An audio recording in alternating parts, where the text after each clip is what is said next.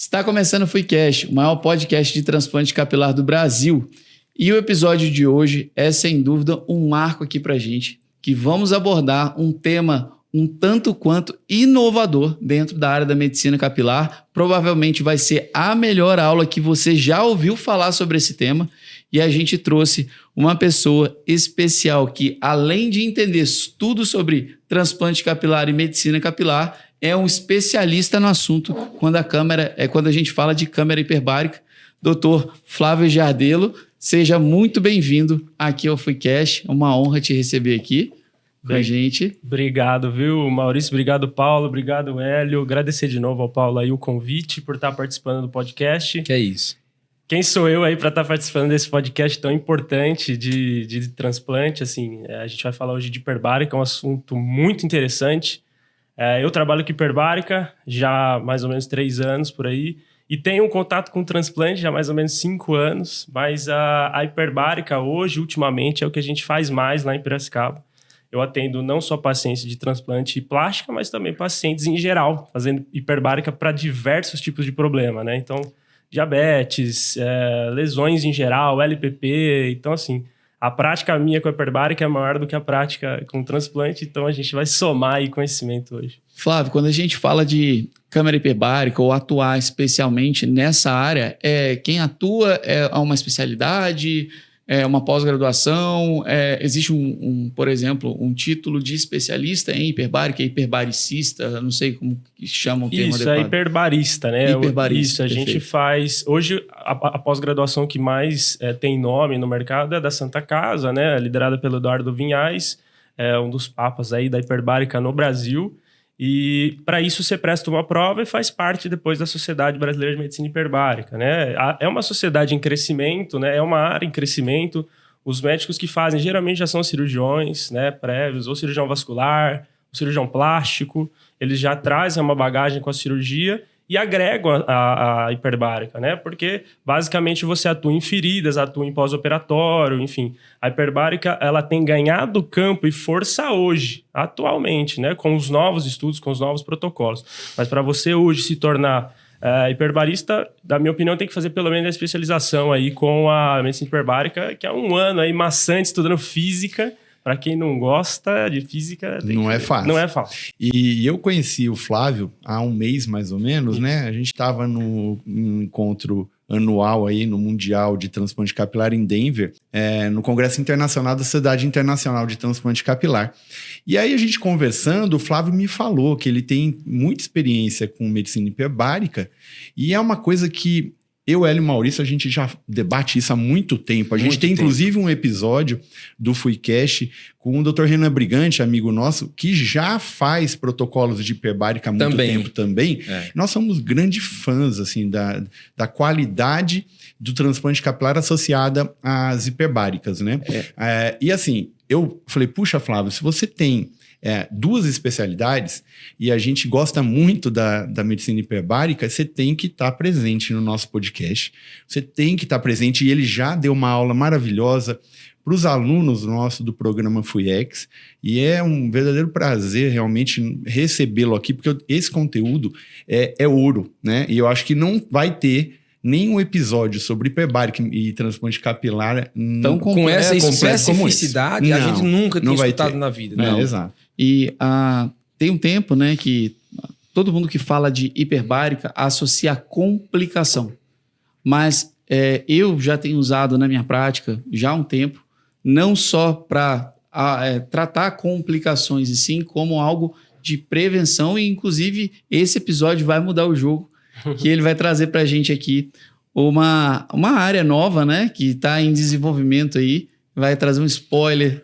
E é isso que o Mal está falando. Normalmente a gente associa hiperbárica à complicação e a gente, puxa, hiperbárica salvou a nossa cirurgia das isquemias, dessas complicações e necrose. Mas hoje a gente gosta tanto que a gente começou a prescrever hiperbárica de forma preventiva, né? Exato. E aí o Flávio falou, vocês estão no caminho certo. É isso que é o modelo ideal de trabalhar com hiperbárica com transplante. Flávio, conta um pouco pra gente aí desse spoiler que eu tô querendo dar pro pessoal, de como que surgiu aí o interesse de associar essas 2 áreas e os novos estudos que estão por vir? A gente estava em Denver agora, né, lá no Congresso Mundial, e eu tive a oportunidade de conhecer o Dr. Max, o Maxim Schumacher, que hoje, para mim, é a maior referência de hiperbárica e transplante capilar no mundo. Ele trabalha em Fort Lauderdale. Ele tem mais de 3 ou 4 câmaras na clínica dele, inclusive câmera individual que ele mesmo fecha, né? Aquela câmera que ele mesmo faz, porque ele faz testes com ele mesmo. Ele faz hiperbárica para folículo capilar, enfim, ele tem uma série de estudos e ele sempre fala disso em congresso. E a gente está montando um grupo internacional de estudo, né? A gente convidou alguns brasileiros para fazer parte, junto com ele. Tem até, talvez, o Dr. Park, o coreano, entre, também porque ele faz isso na Coreia. Park, né? Ele talvez entre com a gente. A gente fez esses convites a esses profissionais no mundo para a gente unir forças, para criar um protocolo mesmo. A ideia é a gente ter um protocolo para o transplante capilar, mas hoje o nosso foco, eu acho que é o que a gente mais quer atingir com os estudos, é acabar com o shedding pós-operatório, né? Olha isso. Será que a gente consegue? Né? Essa é uma pergunta, não tenho a resposta ainda. Nós estamos em fase de estudo, tá? A gente sabe que o cerne do shedding pós-operatório pode estar relacionado a fatores inflamatórios, né? A um carreamento de neutrófilo endovascular, né? E a gente consegue, com a hiperbárica no pós-imediato e fazendo talvez 5 ou 6 sessões, depende muito da pressão que a gente vai colocar. Então é aí que está o ponto. Não é uma pressão padrão, por isso que hoje a gente não consegue isso. Então, talvez alterando essa pressão e bloqueando esse efeito neutrofílico, a gente consiga o efeito de bloqueio do shedding, tá? A gente já tem alguns estudos avançados, alguns pacientes a gente já conseguiu bloquear com algumas alterações de pressão, mas isso ainda não é possível afirmar qual é a pressão e qual a quantidade de sessão que a gente precisa para isso. Mas estamos em vias de estudo, né? Então a ideia é promissora e a gente está empolgado com isso, né? Porque imagina, o Maxim chegou para mim e falou, imagina, se a gente consegue. Eu sei. Vamos só deixar claro. Para entender esse flúvio, fala disso daí. Tá, vai lá. Tá, o efeito shedding, pessoal, nada mais é que aquele eflúvio, né? A gente sabe que quando termina o transplante capilar e cai ali as crostas, enfim, você vê o cabelo crescendo, normalmente até o 15º, 20º dia. E normalmente ali, às margens do 20º dia, esses fios começam a se desprender, de modo que até o 70º dia, ou seja, o D60, esse paciente já esteja sem nenhum fio mais de cabelo transplantado, e esses fios renovam o ciclo de crescimento a partir de 100 dias. Então, esse seria o efeito shedding, esse eflúvio dos fios que foram transplantados em fase anágena, da área doadora para a área receptora. E ali o paciente fica órfão dos seus fios mais ou menos por 30 a 45 dias, quando eles acabam a queda e reiniciam o crescimento. E o bloqueio desse efeito seria trazer ali nutrientes suficientes, oxigênio suficiente, para que esse ciclo de queda não acontecesse e houvesse um crescimento contínuo de fios. Exatamente. A gente bloquearia essa queda no pós-operatório, que provavelmente está associado a essa situação neutrofílica que o Maxim citou nas palestras dele no congresso. E para a gente atingir isso, talvez a gente tenha que aumentar a pressão para que esse oxigênio chegue a nível endovascular. Porque a ideia é essa. A princípio, é isso que a gente tem de informação. Talvez fazendo alguns imagina, testes. assim, o paciente chegar e falar assim, ó, você vai fazer transplante hoje, daqui 3 meses o cabelo já vai estar crescendo uniformemente, né? Quando o Flávio me contou sobre essa parte, sobre esse estudo, minha cabeça fez assim, bum. Porque eu pensei não só no shedding, que eu sei que é o foco do estudo de vocês, mas em todas as doenças, todas as alopécias que fazem parte ali, esse ataque neutrofílico ali, que a gente poderia controlando maior. Então, assim, se tiver, às vezes, algum outro estudo também direcionado para as alopécias especificamente. Folículo decalvante. Exatamente. A gente abre uma margem de tratamento para um outro campo dentro da tricologia que eu falo, são alopécias que são de difíceis controles às vezes, e a gente poder associar às vezes, criar um protocolo de câmera hiperbárica para um paciente que está com uma alopécia cicatricial, seja uma vez por mês, ou algo que até plano de saúde, ou mesmo no particular o paciente consiga fazer, a gente está inovando dentro da medicina e entregando resultado, que é o que a gente busca, né? Os estudos que a gente está fazendo, eles são a nível molecular, a nível celular, né? Porque é difícil a gente fazer estudo duplo cego, né? É antiético a gente colocar um paciente dentro de uma câmara hiperbárica e mantê-la desligada. Como é que eu vou fazer isso? Você precisa oxigenar essa câmara, então é completamente antiético. Então a gente tem uma dificuldade de fazer estudos duplo cego, né, com câmara hiperbárica. Então total sentido. A ideia é a gente estudar, óbvio, fazer caso controle, que é um estudo que funciona muito bem, a gente está fazendo. E agora o que a gente está trazendo de inovação, que é o oxímetro transcutâneo, né? Que é aferir de forma transcutânea o nível de oxigênio naquele scalp. Não, fala mais sobre isso daí, que eu acho que todo mundo vai querer ter um negócio que desse. antes dele falar sobre isso, eu acho que para seguir uma linha de raciocínio em quem está assistindo e ouvindo falar sobre primeira vez sobre hiperbárica, falar dos conceitos básicos da oxigenoterapia hiperbárica e depois partir para o transplante falando dessa novidade que eu achei fantástica, que é medir a saturação de oxigênio no intraoperatório. No intraoperatório. Fala pra gente os conceitos básicos. Por que a hiperbárica é bom? A oxigenoterapia hiperbárica, a gente tem que destrinchar pelo nome, né? O que é? Uma hiperóxia, né? Um estado de hiperóxia, uma hiperoxigenação em um ambiente pressórico aumentado. Hiperbarismo nada mais é do que um ambiente pressórico aumentado. Então, a gente submete esse paciente a uma hiperoxigenação. Lá dentro, ele vai estar respirando, em média, 99% a 100% de oxigênio, dentro de uma condição de pressão aumentada, né? Com isso, a gente consegue favorecer, né, a infiltração desse oxigênio a cada vez mais níveis, né? Então, vai atingir nível vascular, nível tecidual, enfim, diversos níveis. Através da pressão, respiração. Da respiração e da pressão. Da pressão. Porque sem o ambiente pressórico era simples. Você pega botava um torpedo, torpedo, liga 100% e pede. respirando. Então, a gente precisa do ambiente pressórico aumentado para que o oxigênio se transforme em remédio. Então, a gente usa o oxigênio como uma medicação. Então, ele, nessas condições, né, a 100% de concentração em um ambiente pressórico aumentado, se torna medicação. Então, o que a gente faz é recuperar feridas, né? Porque nessas condições, a gente consegue uma série de benefícios. Neovascularização, diminuição da inflamação, diminuição do edema, pensando agora no transplante capilar, o prurido, a foliculite. E um dos pontos que a gente usa muito, né? Que é como um antibiótico, né? Ele funciona como um antibiótico.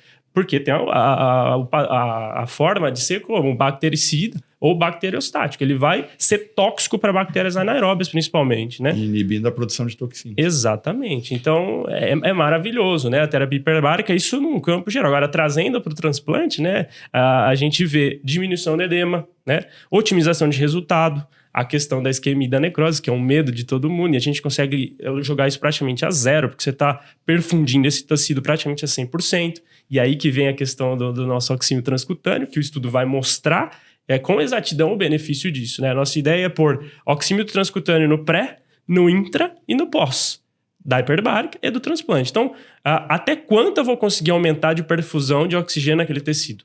E com isso saber os efeitos benéficos da oxigenoterapia hiperbárica e quanto eu preciso de pressão para chegar no nível esperado. Em que pé que tá isso? Já é uma realidade? A gente está com os projetos, né? Então, a gente fez algumas alterações nos projetos agora, né? Porque precisa adequar projeto e adequar N, né? Número de pacientes, onde vai ser aplicado isso e a questão de como a gente vai comprar o oxímetro transcutâneo, né? Porque a pessoa fala oxímetro, isso aí é barato. Não, isso aí não é barato. É muito caro. A gente em torno de 80 mil, 85 mil reais um oxímetro transcutâneo, dependendo da marca, tá? Mas a gente tem um fundo da ISHRS, né, que incentiva a pesquisa. Então, a nossa ideia é tentar esse aparelho junto deles para a gente conseguir esse incentivo à pesquisa para trazer esse estudo à tona aí com 1 ano, 2 anos, a gente não sabe. E esse esse oxímetro transcutâneo, ele já existe, então, essa tecnologia, ele é usado em que área atualmente? Principalmente situações vasculares, né? Então, por exemplo, um pé diabético, uma úlcera venosa. A gente consegue prever se a oxigenoterapia hiperbárica vai funcionar para um pé diabético, por exemplo. Então, eu faço a oxímetro transcutâneo antes e depois da hiperbárica. Se eu não tiver alteração, não está perfundindo, tá? Perfeito. O oxigênio não está chegando, então ele tem algum... Chamada necrótica. Exato, tem algum problema de perfusão naquele tecido. Eu posso fazer hiperbárica 5.0 ATA, que não vai chegar. Não vai servir. Seria, inclusive, indicado para gente que vai fazer, por exemplo, um transplante capilar ou numa área cicatricial ou numa área vítima, o paciente teve, ele formou uma cicatriz secundária, às vezes um trauma, e a gente quer medir se tem uma área boa para poder fazer ou não fazer um transplante capilar. É interessante também. Exatamente. Associar isso, né? A nossa ideia é, com o oxímetro transcutâneo, trazer um estudo revolucionário na área de hiperbárica, porque não tem, né? E com isso, a ideia do bloqueio do shedding, que é uma das coisas que a gente está buscando. E hoje em dia, né? a gente tem a questão da indicação, igual eu falei no início do episódio, mas às vezes para complicação ainda tem alguns médicos que indicam diante quadro de necroses, isquemias, enfim. Quais são os campos você vê hoje que a hiperbárica pode atuar dentro do transplante capilar? Como profilático, principalmente, você disse? Como de tudo. Eu acho que existem... Como você faria? Abriria o leque. Profilático Né? e o de tratamento. Isso, É porque assim, o de tratamento, a gente, na minha visão como hiperbarista, nós precisamos mudar a pressão, tá? Porque depende do que a gente quer atingir com aquela oxigenoterapia hiperbárica. Se o cara tá sob isquemia, sob necrose, vai mudar um pouco a minha prescrição, né? Eu preciso melhorar essa perfusão com um pouquinho mais de rapidez, porque a gente tá com sofrimento tecidual ativo. Agora, quando eu tenho um profilático, eu estou visando melhoria de resultado, diminuição do prurido, diminuição da inflamação, diminuição do edema, a gente pode manter a pressão padrão, tá? Então, assim, entre número de sessão e qual pressão eu vou utilizar, hoje eu acho que a maioria dos médicos que fazem transplante não tem contato com isso, né? Quantas sessões, qual a pressão que você vai utilizar, porque assim, a maioria indica e vai chegar numa clínica e vai ser seguido aquele fluxo. Então, né? Flávio, a gente vê isso, que a medicina hiperbárica, ela não sei se já existe isso dentro da sociedade, mas às vezes as máquinas são um liga e desliga para uma técnica, né? E que o médico hiperbarista às vezes não está ali fazendo a prescrição daquele caso. Só de você falar que existe uma diferença de pressão entre uma lesão isquêmica e um paciente que vai entrar só para fazer um profilático, isso é importante a gente saber, porque não é igual entrar numa hiperbárica, ligar ela e esperar funcionar. Será que está sendo feito isso? Por isso que existe a medicina hiperbárica, porque existe uma prescrição e o controle ali dentro daquele paciente feito por médico, né? O nosso questionamento com as empresas que fabricam câmara hiperbárica é justamente esse. Nós temos que dar autonomia para o médico hiperbarista. Tá? O cara que vai comandar a câmara, né? Que vai pilotar a câmara baseado no paciente que está ali dentro. Claro. É diferente eu tratar uma amputação, uma lesão de Fournier, por exemplo, com um pós-operatório que é profilático. Então, assim, a pressão vai mudar, o tempo de sessão vai mudar, né? A quantidade de sessão vai mudar. Então, assim, o que eu vejo, assim, a maioria dos médicos mandam para as clínicas de hiperbárica e, cara, eles se viram lá e a gente... Por não ter conhecimento mesmo, eu acho que é legal a gente aprofundar o conhecimento para chegar a uma prescrição mais interessante para a clínica e aquele técnico, aquela enfermeira que está tocando ali, passa para o médico e fala, olha, doutor, chegou uma prescrição diferente, vamos aplicar? Aplica, tá? Porque o médico que está prescrevendo agora entende sobre aquilo. Tá? E ele sabe o que de tá maneira acontecendo. geral, explica pra gente a medida de pressão que a gente usa na hiperbárica, chamada de ATA, né? ATA atmosfera, né? ATA atmosfera. Hoje a gente usa padronizado 1.4 ATA para todo mundo. Se você está falando de monoplace. Se você está falando de multiplace, que é aquela grandona, ela vai estar trabalhando a 2.4 ATA porque ela não leva em consideração a pressão ambiente. Então, hoje aqui a gente está a 1 ATA, né? 1 atmosfera. Na multiplace, ela vai para 2.4 ATA porque ela está somando a pressão de tratamento à pressão ambiente. A monoplace, ela já consegue entender a pressão ambiente, então você só coloca a pressão de tratamento. Agora, tem um detalhe, viu, Paulo? Porque nem todas as câmaras utilizam a medida ATA, tá? Existe quilopascal, existe quilograma-força, tá? Então, assim, se você não está habituado com a medida, e é diferente, porque um ATA não é igual a 1 quilograma-força, tá? E existem câmaras que estão programadas com KGF. Se tiver em KGF, você vai ter que adaptar a tua prescrição para ATA, tá? Para aquele profissional conseguir adequar. Eu visitei muitas clínicas de hiperbárica, né? Porque eu gosto disso. E eu vejo que tem clínica que tem 3 monoplays. Vou citar um exemplo. Uma está em ATA, uma está em KGF, uma está em quilopascal. Para mim, tinha que estar tudo igual. Tinha que padronizar. Agora, quem que está tomando conta disso? Né? Se você deixar na mão do gestor, às vezes o cara não entende disso. Você precisa ter um médico controlando essa situação. Um médico que entenda de medicina hiperbárica, né? Porque senão você vai estar prescrevendo e cada paciente vai estar fazendo de um jeito. Né? Às vezes eu chego na clínica e falo, você sabe que esse paciente está tratando com uma pressão e que ele está tratando com outra. Parece que está tudo igual, não tá? Mas estão diferentes. Porque quilograma-força não é ATM. E as variáveis são pressão e tempo? É basicamente pressão e tempo. Mas para essa medida que a gente está falando é pressão. É basicamente pressão. Agora, todos os nossos estudos e as nossas prescrições, elas estão baseadas em ATA, tá? Em ATM. Então, hoje, o padrão, você vai mandar seu paciente para qualquer clínica de hiperbárica depois do transplante capilar. Eles vão fazer a 1.4 ATA. tá? Tá. Isso se não fizerem a 1.2. Aí você pergunta, mas por que 1.2? Eu já tô levando em consideração que esse cara pode ter um barotrauma e esse cara tem um ticket alto, eu tenho medo dele reclamar da sessão. Mas você precisa entender o que você está fazendo ali, né? Será que é a compressão que está acelerada? Será que a velocidade está muito alta de compressão? Então, você consegue mitigar esses problemas, mas usa a pressão adequada. Pra você ter uma noção, os estudos que o Dr. Max está encabeçando, ele trabalha com 2.5 ATA. Dentro da Monoplace. Dentro da Monoplace. Se eu falar em 2.5 ATA nas clínicas aqui de São Paulo, a galera vai assustar. O que é isso, né? 2.5 ATA? E fala por que vai assustar? Porque existe risco, né? Câmara hiperbárica é uma medicina que você tem o controle. É como um tratamento. Todos eles têm contraindicação. Exato, tem contraindicação e tem risco. Efeitos colaterais. Quais são os principais? É basicamente os efeitos do aumento de pressão em locais que existe ar, tá? Então, o maior risco de uma câmara hiperbárica, na minha opinião, se você fizer errado, é ter um barotrauma, tá? Não um barotrauma de ouvido médio, um barotrauma pulmonar, dependendo da situação. Porque dependendo do aumento da pressão que você for fazer ali naquela situação, e aquele paciente tem uma condição de obstrução, por exemplo, uma rolha de cerume, ou o cara tá com um derrame pleural. Eu recebi pacientes essa semana com isso, chegou com edema agudo. O médico pediu para fazer porque tinha uma lesão, mas eu falei, cara, edema agudo, você vai fazer o risco de barotrauma é maior, tá? Porque você tá diminuindo o espaço que a complacência pulmonar tá menor. Então, você tem um risco aumentado de barotrauma. Então, os principais colaterais, na minha opinião, são colaterais de pressão, tá? A gente tem 2 principais, tá? Que eu cito, que são os barotraumas e a hipoglicemia. Nós temos que lembrar que lá dentro, esse paciente ele tá com um metabolismo acelerado, uma taxa metabólica tá muito alta. Ele tá respirando oxigênio a 100%, tá? Então, o consumo metabólico desse paciente lá dentro é muito maior. Se você não faz um aporte glicêmico antes da sessão, você corre um sério risco de fazer uma hipoglicemia. E faz mesmo. A gente calcula em torno de metade da glicemia capilar aferida.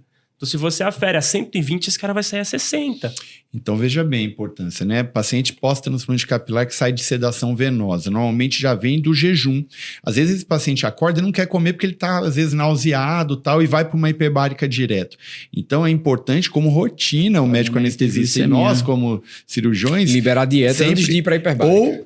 Ou fazer venoso. Exato. A gente faz mínimo, venoso, né? libera lá 200, 250 Exatamente. de glicemia, segurança para ir para a hiperbárica, porque se diminuir pela metade, você ainda está bem, entendeu? Então, é importante medir o destro do paciente no final da cirurgia e corrigir, eu fazer uma hiperglicemia para ele ir para a hiperbárica com mais segurança. Coisa que eu queria... Só para entender, qual o valor mínimo do HGT para o paciente entrar com segurança na hiperbárica? 140, 120 a 140, tá? Eu digo, Mínimo. porque é o mínimo. É o porque mínimo. metade dessa que 70 é Exato. quase uma hipoglicemia, né? Exato, porque se você sair com Então, 70... 200, Mas- você já melhor, vai... é melhor. De qualquer forma, lá no pré-sessão, eles vão fazer. Isso é protocolo. Ah, Eles tá, vão legal. fazer destro lá. Mas eu já oriento o médico que vai encaminhar, falo, olha, cara, faz um aporte glicêmico.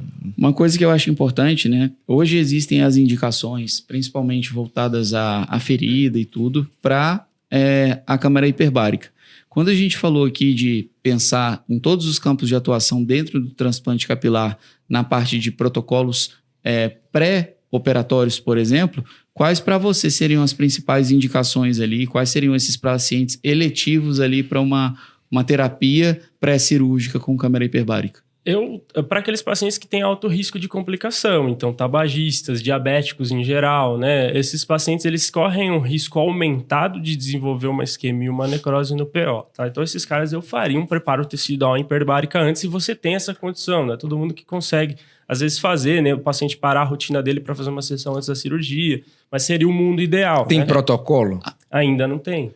Esse é o ponto, porque já tem um tempo que, para mim, eu faço questão, inclusive não opero, se não fizer pelo menos 2 sessões de hiperbárica antes da cirurgia de transplante capilar para alopécias cicatriciais, cirurgias de alta densidade, paciente com complicações ou alteração de perfusão, tabagistas, diabético. Então, é o grupo de pacientes que, para mim, é obrigatório, tá? Não pode ser que faça, obrigatório, tem que fazer, senão não faça cirurgia de transplante capilar. Você concorda? Você também utiliza na sua prática? Eu tenho, assim, pacientes com diabetes, principalmente, muito receio. O tabagista também, mas o diabético, eu vejo que a angiopatia periférica dele é mais importante.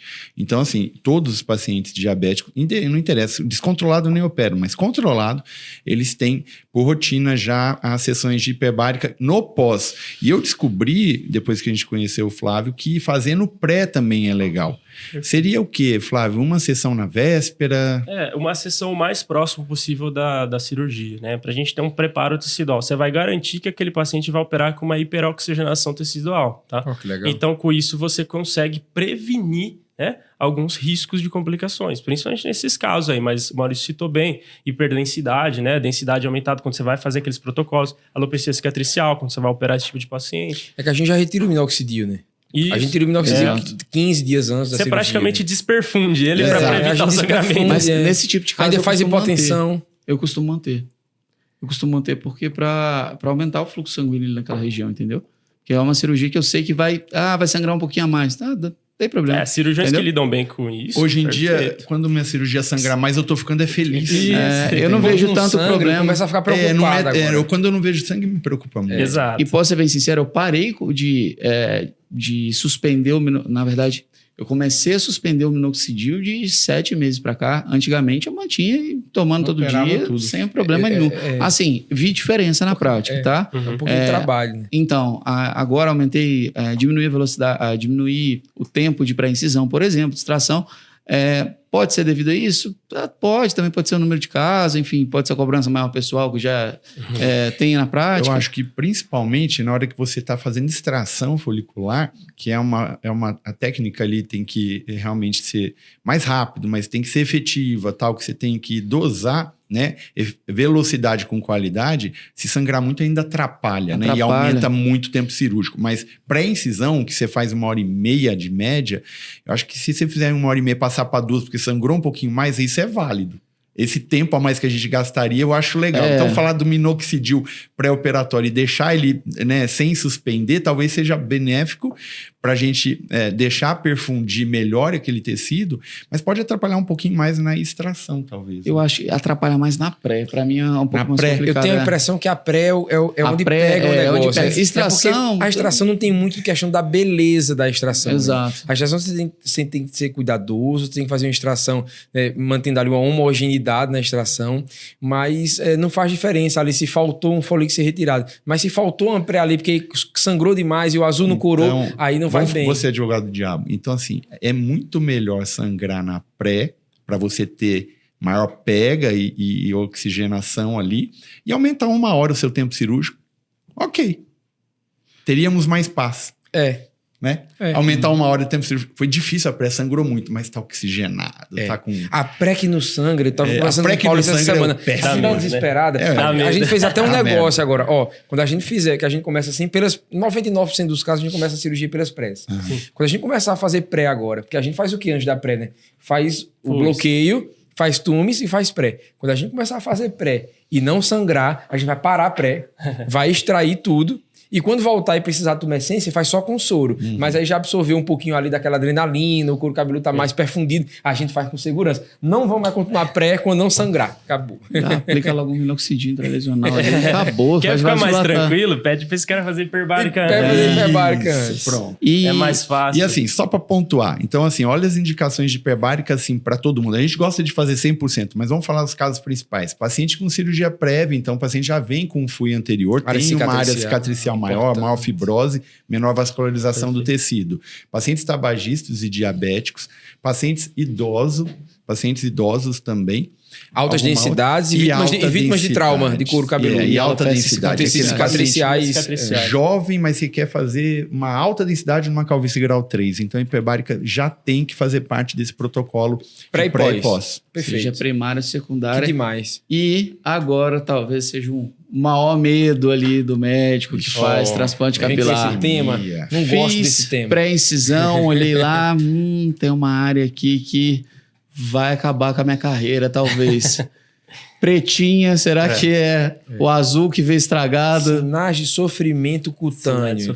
Primeiro ponto abordando o tema, né, isquemias e necroses.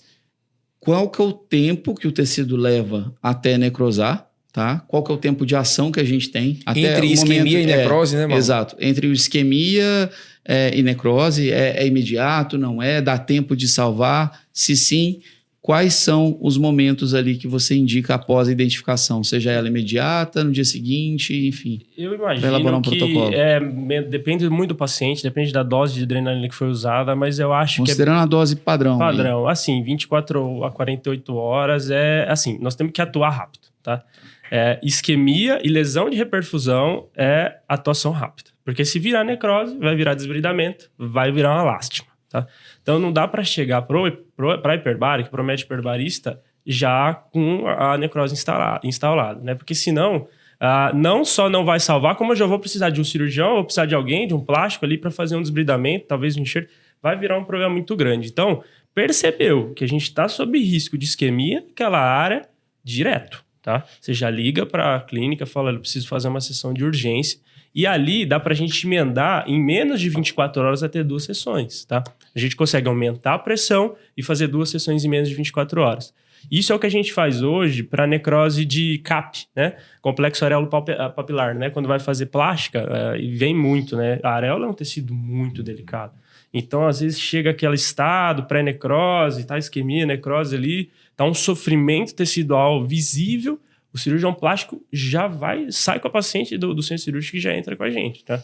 Hiperbárica, aumenta um pouco a pressão, se a gente conseguir jogar para 1,8 ali, tentar mexer para conseguir perfundir melhor, se a paciente tolerar uma pressão aumentada, nós precisamos ver o histórico dela, obviamente, mas já interferir de forma imediata ali, para a gente salvar o tecido, tá?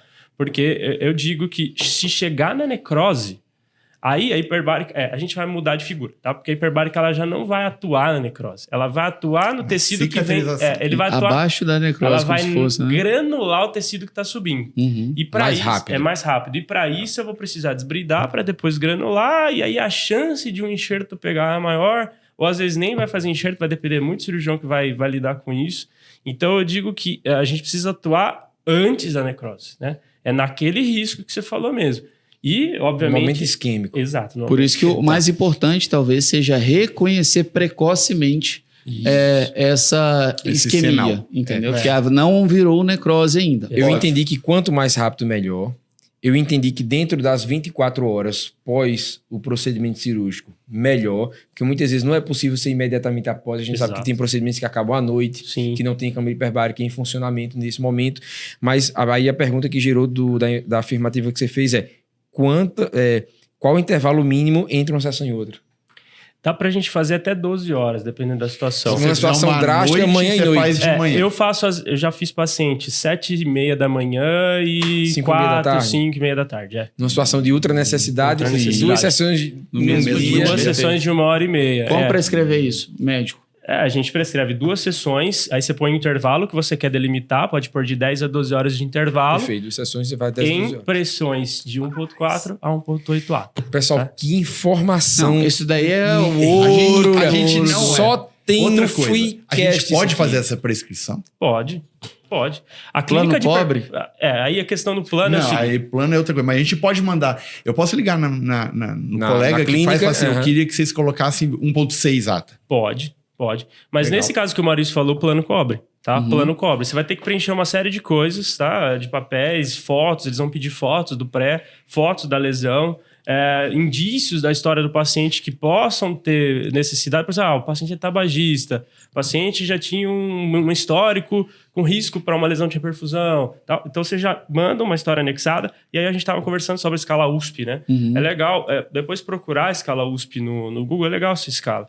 Lá vão ter alguns critérios de pontuação para você classificar o risco desse paciente. Tá?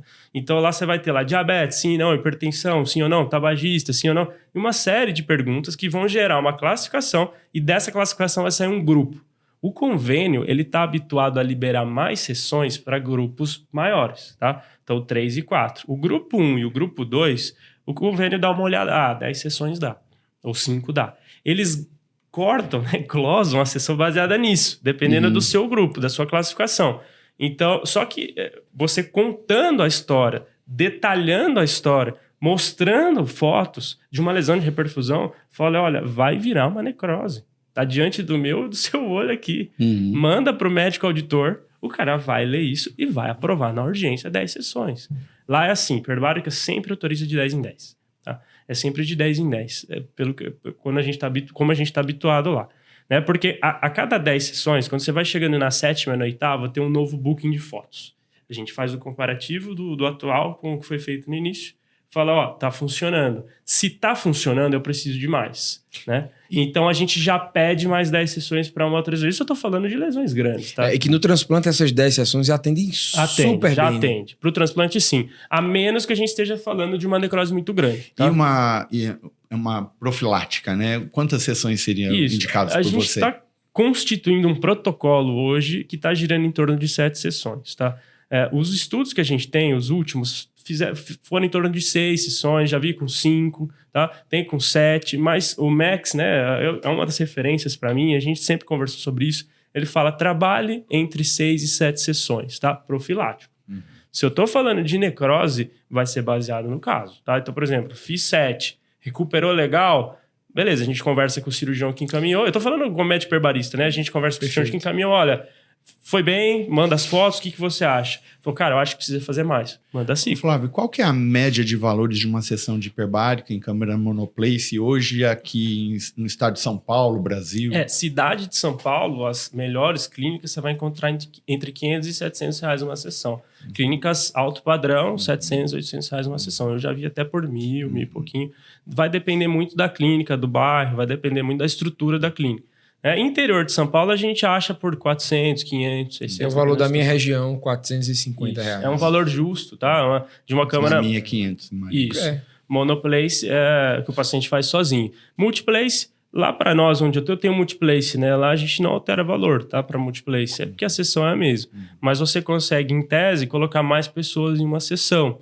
Então, daria para você pôr mais de um paciente de transplante capilar junto ali, né? E existe algum preparo para o paciente para hiperbárica? Precisa estar assim, assado, não pode isso, não pode aquilo. Basicamente se alimentar... glicemia, isso, né? É basicamente se alimentar bem. A gente orienta a se alimentar bem. Tomar as medicações habituais, que ele já está acostumado. E lá na clínica a gente faz a troca da roupa, né? Você precisa usar um tecido diferente, tecido de algodão. Não dá para você ir com qualquer roupa lá, nem com metal, zíper, não entra relógio, não entra celular. Tudo isso nas condições pressóricas com a risco de quebrar. Então você perde o seu aparelho, né? E assim, não entra papel, nem nada que tenha risco inflamável, né? Lembra que câmara hiperbárica tá oxigênio 100% lá dentro. Então, assim, quando a gente faz uma churrasqueira, você joga oxigênio, imagina 100%. É um risco de explosão mesmo. A gente toma muito cuidado com isso, tá? Então não entra esse tipo de material. Ainda na medicina capilar, a gente tem a tricologia, que todo cirurgião capilar deve desenvolver e saber bastante para ter bons resultados com a sua cirurgia. Quais seriam os benefícios da câmara hiperbárica nas patologias do couro cabeludo, nas doenças cicatriciais? Existem já trabalhos evoluídos nessa área e alguns protocolos? O protocolo a gente ainda não tem, né? A gente tem alguns trabalhos já sobre isso, alguns trabalhos que mostram em cima de doenças basicamente inflamatórias. É o que eu estava falando. A atuação da hiperbárica nesse tipo de doença vai ser em cima da inflamação. Então, vai ser em cima de acúmulo neutrofílico, de demanda inflamatória. Então, vai ser nessa situação. De controle da doença. Em todas as doenças, né? Até na calvície tem processo inflamatório perifolicular. Mas, assim, inflamação crônica. O X da questão aqui é a gente entender qual pressão e qual nível de oxigênio eu vou precisar para cada doença, né? Quanto que eu vou precisar para aquela situação. Se a gente muda de uma úlcera venosa para uma fascite necrotizante, você muda a pressão, porque, obviamente, aquele tecido da úlcera vai perfundir menos de uma fascite necrotizante. Para uma alopecia cicatricial, níveis de inflamações diferentes, né? Então, que nem eu falei, é um mundo, né? É um campo muito grande de estudo, né? A gente está focando, obviamente, no transplante, mas quem sabe mais para frente a gente não instituir um protocolo para alopecia cicatricial, ou como uma adjuvância, né? Exato, eu penso mais como uma adjuvância. Adjuvância. A hiperbárica é considerada uma terapia adjuvante. Por que não, sei lá, fazer uma sessão de microagulhamento ou de uma intraderma e em seguida fazer uma hiperbárica? Tem uma frase do Dr. Paulo Miorali que me marcou esses dias, né? A gente teve lá, estava conversando sobre alguns casos, e ele falou assim, velho, a gente tem que estar ciente hoje, né, e passar para os nossos alunos que a câmara hiperbárica é a nossa UTI. Então, Então, paciente falar de um procedimento de hemodinâmica, o que é que seja, né? Uma cirurgia cardíaca, sei lá, entre muitas outras cirurgias neurológicas, e vai direto para a UTI. E graças a Deus a gente não tem esse nível de complicação, mas complicação quando a gente fala de um procedimento estético, uma coisa muito menor, tem uma proporção muito maior. E a nossa UTI é a câmara hiperbárica, né? É que a gente tem a recorrer ali e que faz assim, pessoal, faz praticamente um milagre. O que a câmara hiperbárica faz, nada mais, nenhum medicamento, nada que eu conheço tem o resultado que a câmara hiperbárica traz pra gente. Nesse ponto, eu queria tocar num assunto que repercutiu muito bem na sua aula lá com a gente do FUIEX, que foi sobre as contraindicações para a realização, né, da câmara hiperbárica. As contraindicações A gente discutiu uma delas, né, para ensejar aí as demais que você vai citar, foi sobre aquele paciente que tem claustrofobia. Sim. Né? Então, eu tenho 3 casos que eu fiquei ali com o pé atrás, né, de isquemia, e 2 foram apenas ali um susto, e um de fato se concretizou. E nesse que foi o susto e foi o primeiro, imagina, o primeiro caso, gente, como é que a gente não fica, né? E aí eu levei esse paciente lá, faz a sessão, tá tudo em paz, tá entregue, tá na clínica, tá com acompanhante, familiar chegou, tudo bem, pessoal. De noite me liga, doutor, eu cheguei lá, só aguentei, a sessão era 1 hora, eu aguentei ficar 10 minutos. Tive uma crise lá. Nem aumentou a pressão, já saiu. Ai, meu Deus, eu não acredito, que era o que eu mais precisava, que era em cima da hora. Graças a Deus foi tudo bem, mas além dessa contraindicação, quais as demais? A claustrofobia é um desafio para o médico herbarista, né? A claustrofobia... Pode sedar e colocar lá dentro? Desculpa, foi o que eu fiz, tá? Então, eu forneci um sedativo leve. Tomar cuidado. O Flávio vai falar disso. Existe uma câmera que ele vai contar aqui pra gente. Que ela tem existe uma câmera que faz o monitoramento desse paciente, mas a maioria não tem, tá? Das que a gente tem... a gente vai citar nome de marca aqui, mas a maioria... Monitoramento, você fala cardíaco, oximetria... Exatamente, porque imagina você sedar um paciente, manter ele a... Sedar, de fato. Sedar a 1.4 ATA. Ele está mais ou menos a 14 metros de desnível de você. Isso. E para você voltar esse cara à pressão atmosférica normal, você vai demorar em torno de 10 a 15 minutos. Perfeito. Então, qualquer emergência dentro da câmara, tô falando da monoplace, né? E na multi também é difícil, mas lá na multi você consegue abordar lá dentro. Mas na monoplace você vai demorar no mínimo 10 a 15 minutos. Então, para encostar nesse paciente. Então, imagina uma parada cardíaca, é um problema grave. Paciente satura. Epilepsia, né? Exato. Epilepsia. Então, a epilepsia é uma das contraindicações, né? A gente tem que ver se esse cara tá medicado. Porque se você fornece muito oxigênio para um paciente epilético, ele tem risco de convulsionar. Agora, se ele tá, obviamente, medicado, você vai conseguir tratar esse paciente sem problemas. Mas a claustrofobia é um problema, porque é o seguinte: quem tem claustrofobia e grave, não entra. Esse é um grande desafio. Você teve também. Tive uma paciente, ela chegou, olhou, falou, não entra, e foi embora. Ela falou, não ando nem no elevador, quanto mais numa câmera dessa. E esses casos, assim, que são graves, eles vão te falar na hora, eles não vão pensar. Ela virou de costas e foi embora. E os pacientes olham pra mim e falam, é 15 minutos pra sair? Jamais. É isso. Não entro. 15 pra você me tirar daqui? Teve um que me perguntou uma vez assim, eu posso entrar com um machado? Porque qualquer coisa eu quebro. Você fala, não, amigo, isso aqui é acrílico blindado. É blindado, você pode dar tiro aqui que não... Então, assim, não sai. Também não sabia dessa informação, não. É blindado, né? Ele tá sob pressão lá dentro. Então, assim, não consegue sair. Então, tem paciente que realmente não consegue fazer por claustrofobia. A orientação que eu dou é tentar multiplace, né? Você teria que procurar um serviço... Que não é tão fácil de encontrar. Multiplace, pessoal, é uma câmera que abriga diversas pessoas ao mesmo tempo, né? Concomitantemente. São 10 ao todo, né? São 14, de 14 a 16. É tipo um submarino. Um submarino. E ele usa a máscara para obter essa oxigenação. Já a monoplace, ele entra individualmente, que parece aquela máquina de ressonância. Né? Isso, ele entra individualmente. A monoplace, ela comprime já com gás oxigênio, né? A multiplace, ela comprime com ar comprimido. Isso é diferente, tá? Legal. Porque não dá pra você comprimir uma multiplace. Ia gastar demais. Imagina, você ia ter que ser sócio das empresas. Da White Market. Eu ia falar o nome dele. Mas não pode falar tudo aqui, tá? Pode falar? Aqui tá pode liberado. falar tudo. Mas você ia gastar uma grana com a White Martins, ela ia te adorar, mas você não consegue comprimir com oxigênio a multiplace, né? Perfeito. Então a gente comprime com ar comprimido e o oxigênio vai na máscara, né? 100% de oxigênio na máscara. A monoplace, ela já comprime com o próprio oxigênio e mantém-se o paciente respirando esse oxigênio durante a sessão no ambiente da câmara. Tem efetividade maior a monoplace ou multiplace ou não faz diferença? O cerne do tratamento é o mesmo, tá? A ideia é a mesma. É hiperóxia em ambiente pressórico aumentado. O que a gente fala é que o paciente da monoplace, ele aproveita um pouco mais esse oxigênio, porque durante a compressão já está liberando oxigênio. E o tempo de descompressão também deve ser maior ou não? O tempo é o mesmo, exatamente o mesmo. O que muda é isso mesmo, porque ao longo do início da compressão, esse paciente já está respirando oxigênio na monoplace. Na multi, eles estão sem a máscara. E, por exemplo, se você tira a máscara numa multiplace, é igual respirar rarefeito. Né? Você fica com um pouquinho de falta de ar dependendo da situação. Né? Então, você está respirando ar comprimido. Né? As moléculas estão muito juntas ali. Então, a monoplace, se eu vou te dar uma vantagem para isso, seria que ele já começa a respirar oxigênio antes da hora, mas ainda não está na compressão. Então, ele não está tratando ainda. Quando que começa efetivamente o tratamento? Assim que atinge 1,4 atto de pressão. Então, tem a mesma eficácia. Mesmo. O último ponto que eu gostaria de falar é mito. Muita gente pensa, mas eu vou colocar meu paciente lá de transplante capilar e acabou de sair uma síndrome de Fournier, o negócio estava pegando lá, e vou colocar um paciente praticamente rígido ali dentro. Tem algum risco de contaminação? Não, nenhum. Mas esses equipamentos eles já estão pré-programados para esse tipo de ciclagem, né? Então, entre um paciente e outro, ele faz um ciclo sozinho de limpeza. Então, é uma limpeza hospitalar, tá? Interna. Então, um filtro gigantesco.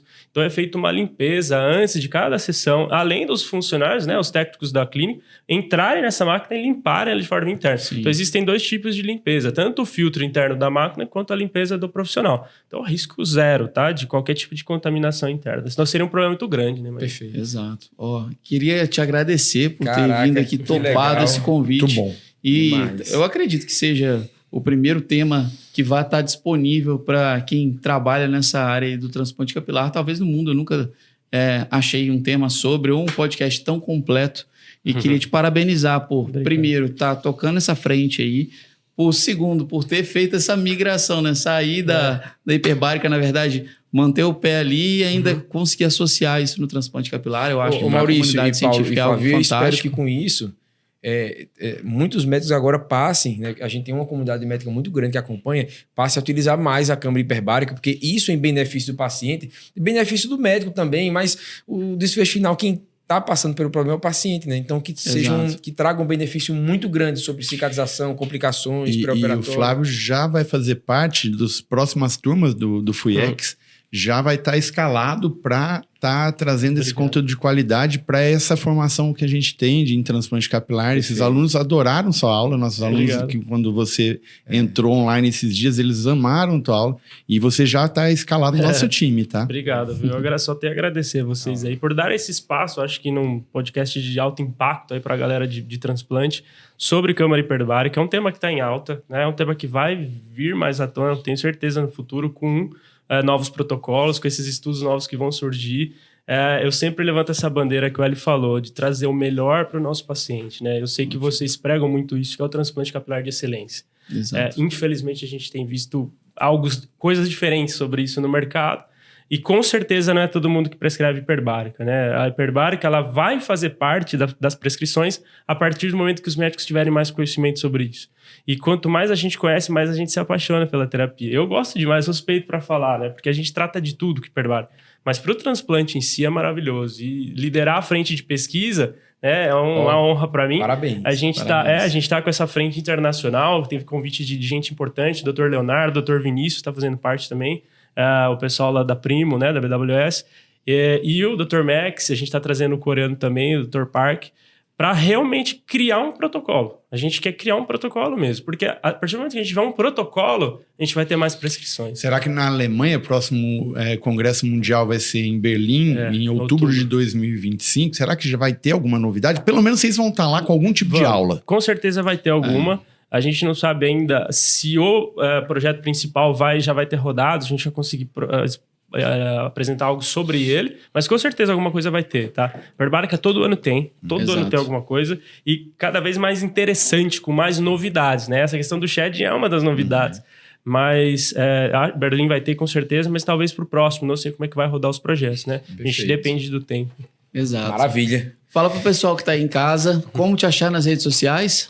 Dr. Flávio Jardielo, né? Eu tenho uma clínica em Piracicaba de transplante capilar, Jardielo Transplante Capilar. E com as sociedades hiperbáricas em geral. E sua empresa de hiperbárica lá na sociedade? É o Centro Hiperbárico de Piracicaba, né? A gente trabalha com o Centro Hiperbárico de Piracicaba, mas eu tenho parceiros em São Paulo também, de clínica hiperbárica. Tem bastante clínica legal aqui que a gente conhece o pessoal, né? Porque acaba frequentando os mesmos espaços. Perfeito. Mas sempre que vocês precisarem de ajuda com hiperbárica para transplante, a gente tem um contato na área. Isso, e se o pessoal precisar, passar algum aperto um dia, precisar para uma prescrição, você está disponível, né, Flávio? Manda para a gente discutir o caso, tá? Pode falar com a gente, a gente tem o contato do Flávio, super solícito. Manda, não, pode conversar, a gente está à disposição. A ideia é crescer cada vez mais a área e ajudar todo mundo a prestar um serviço de excelência, né? Obrigado. Para vocês que nos seguem aqui, meu @, no Instagram, não deixem de seguir, @Dr. Maurício Reis, tudo junto. @Dr.Paulo Meorali. É isso, @Dr.Helio Acioli com 2 Cs e Y no final. Perfeito. E se você não é inscrito aqui no canal, não deixe de clicar aqui embaixo para se inscrever e no sininho para receber as notificações de episódios incríveis como esse. Pessoal, muito obrigado pela participação e fiquem todos com Deus aí. Tchau, tchau. Obrigado. Melhor do Brasil. É isso aí. Isso aí.